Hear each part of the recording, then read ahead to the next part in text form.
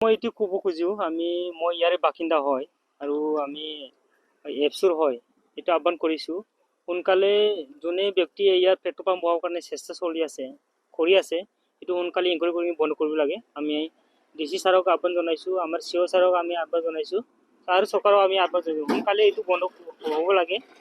আৰু শুনা মতে আৰু তাৰ বেক চাইডে যোনটো জেগা আপুনি দেখা পাইছে তাত পেট্ৰল পাম্প এইটো অসমৰে মাটি হয়। এইটো অসমৰ মাটিত কেনেকৈ এতিয়া অৰুণাচল মানুহে ইয়াত পেট্ৰল পাম্প বহাব কেনেকুৱা পাৰ্মিশ্যন দিছে, কোনে দিছে এইটো পাৰ্মিশ্যনটো?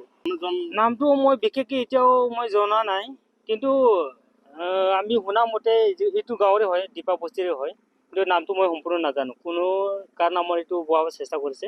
ইয়াৰ মানুহে একচুৱেলি খাজনাটো ক'ত দিয়ে?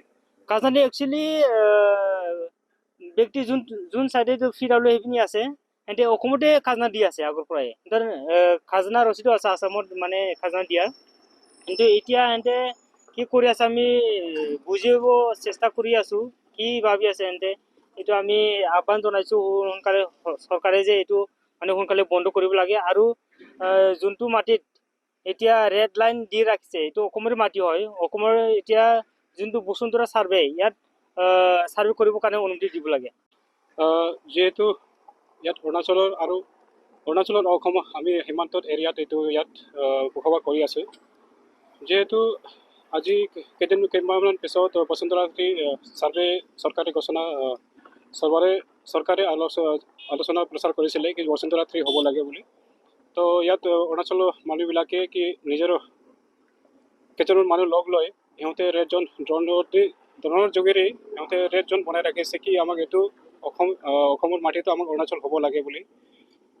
তো এই হিচাপত বসুন্ধৰা 3 আৰ্বান ছাৰ্ভে টীম আহাটো ইহঁতে ছাৰ্ভে কৰিব পৰা নাই।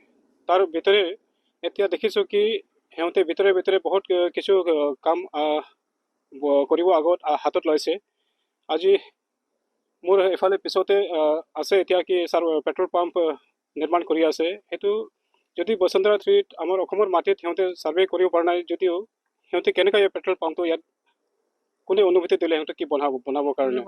এইটো অৰুণাচলৰ মানুহবিলাক এইটো ৰেড জ'ন এৰিয়াত এইটো যেতিয়ালৈকে মীমাংসা নহয় সিহঁতৰ একো ৰিজন নাহে কি এনেকুৱা কাম বনাবৰ কাৰণে।